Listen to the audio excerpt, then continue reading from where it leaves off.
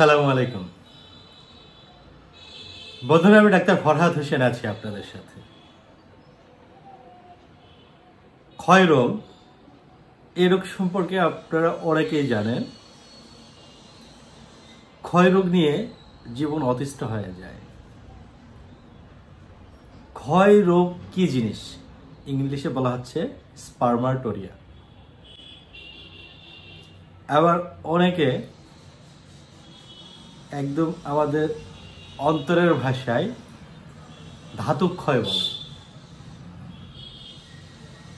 অনেক কবিরাজ গুণ যারা চিকিৎসা করে তারা ধাতু ক্ষয় বলে এই রোগটিকে প্রকাশ করে। তাহলে ধাতু ক্ষয়টা কি, এটা তো আমাদের জানতে হবে। আমাদের সবচেয়ে বড় সমস্যা হচ্ছে আমরা শুধুমাত্র চাই যে ওষুধ খেয়ে ভালো থাকবো, ওষুধ দান খাই ভালো থাকি, রোগের গভীরে আমাদের ঢুকতে ইচ্ছা করে না। আজকে আপনারা যদি একটু মনোবল নিয়ে দেখেন যে ক্ষয় কি, ধাতু ক্ষয় কি, তাহলে আপনার পরিষ্কার হয়ে যাবে। ধাতু ক্ষয়ের লক্ষণগুলো আমি বলছি, শোনেন। এই রোগে যারা আক্রান্ত হবে, রোগীর শুক্র অত্যন্ত তরল হবে, পাতলা হবে, পানির মতো হবে। নাম্বার 2, রোগী ধীরে ধীরে শারীরিকভাবে দুর্বল হয়ে পড়ে এবং দেহে সেই সাথে চেহারার সৌন্দর্য নষ্ট হয়ে যায়। নাম্বার 3, চেহারার লাবণ্যতা কমতে থাকে।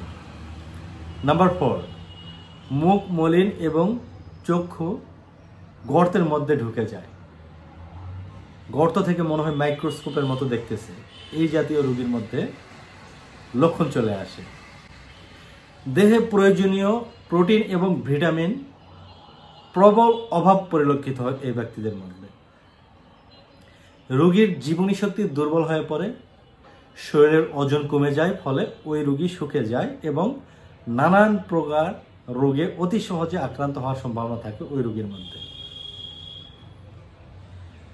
নাম্বার 7, দেহে যৌন হরমোন বা পিটুইটারি, অ্যাড্রিনাল প্রভৃতি গ্রন্থির হরমোন একেবারে কম নিঃসৃত হওয়ার ফলে দেহের ক্ষমতা, বিশেষ করে মিলনের যে ক্ষমতা, এটি ধীরে ধীরে কমতে থাকে, নিচের লেভেলে চলে যায়। নাম্বার 8, দৈহিক এবং মানসিকভাবে রোগী দুর্বল হয়ে পড়ে। নাম্বার 9, সবসময় রোগী বলে মাথা ঘুরতেছে, যন্ত্রণা দেখা যাচ্ছে। এই যন্ত্রণাটা কোথায় থেকে আসতেছে? এই ক্ষয় রোগ থেকে আসতেছে। নাম্বার 10, আক্রান্ত ব্যক্তি সর্বদা অস্বস্তি বোধ করে এবং বসা থেকে উঠলে তাদের মাথা ঘুরবে না কেন? তাদের সমস্ত শরীরে তো ভিটামিন স্বল্পতা, শারীরিকভাবে এনার্জি নেই, ক্ষয় হয়ে যাচ্ছে, রোগীর শরীর আস্তে আস্তে আস্তে আস্তে দুর্বল হয়ে যাচ্ছে। বিশেষ অঙ্গ এবং জননেন্দ্রিয় এতটাই দুর্বল হয়ে যায় যে ওই ব্যক্তি ইন্টারকোর্সের মতো আর ক্ষমতা পাচ্ছে না। কতটা একটা কষ্টের বিষয়।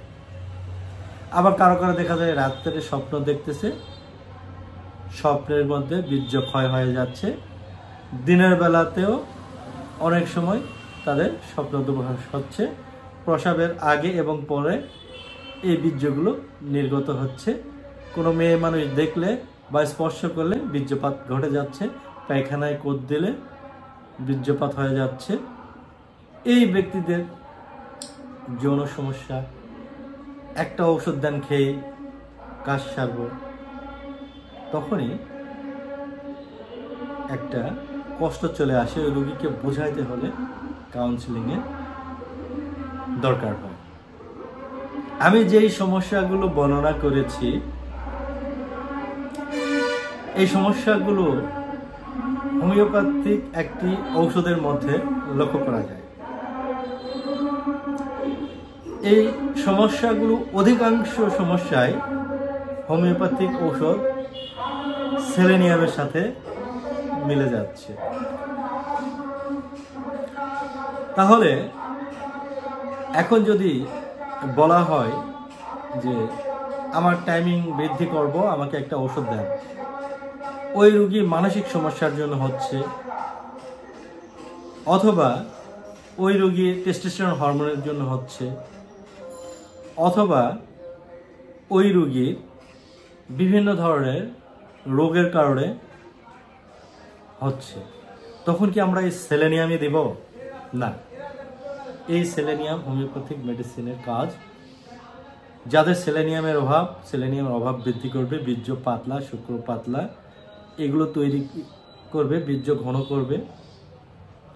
এবং যাদের শুক্রাণু কম, তাদের শুক্রাণু বৃদ্ধি করবে। যাদের ক্ষয় রোগ হচ্ছে, টয়লেটে, প্রস্রাবে, রাত্রে, স্বপ্নে, সুন্দর একটি বর্ণনা দিয়েছি অনেকগুলো লক্ষণের সাথে। এই লক্ষণগুলো যদি অধিকাংশ থাকে, ক্ষয় রোগের যদি সমস্যা থাকে, আপনি সেলেনিয়াম যদি 1.5 থেকে 2 মাস ব্যবহার করতে পারেন, আশা করি 1.5 থেকে 2 মাস পরে, এখনই যদি চান যে আমি মরিচ গাছ লাগাইছি, ধানি লঙ্কা তুলে এনে খাবো, তাহলে আপনি বাজার থেকে ধানি লঙ্কা কিনে এনে খান। যদি স্থায়ীভাবে ভালো চান, তাহলে 1 থেকে 1.5 মাস খাবেন। তখন আপনার ভিতরে একটা স্থায়ীভাবে ঝাল চলে আসবে, ঝাঁঝালো অনুভূতি আসবে। তখনই রোগী স্থায়ীভাবে আরোগ্য লাভ করে। এই বর্ণনা যদি আপনি বুঝতে পারেন, তাহলে আশা করি এই ভিডিওটি আপনি শেয়ার করবেন, যাতে যারা বিভিন্ন ধরনের ভুল ইনফরমেশান নিয়ে থাকে, তাদের ইনফরমেশানগুলো ঠিক করার একটা রাস্তা পেয়ে যায়। ভালো থাকবেন, নিরাপদে থাকবেন। দেখা হবে আবার নতুন কোনো বিষয় নিয়ে। আল্লাহ হাফেজ।